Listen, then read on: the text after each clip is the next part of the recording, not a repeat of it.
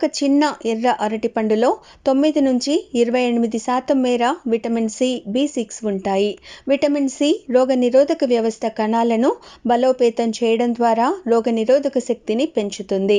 కిడ్నీలకు మేలు చేస్తుంది. మూత్రపిండాల్లో రాళ్లను నివారించడంలో ఇందులో ఉండే పొటాషియం ప్రధాన పాత్ర పోషిస్తుంది. రోగనిరోధక వ్యవస్థను పెంచుతుంది. ఈ పండులో విటమిన్ సి, బి6 ఉన్న కారణంగా మన రోగనిరోధక వ్యవస్థ బలంగా ఉంటుంది. ఇంకా చర్మానికి మంచిది.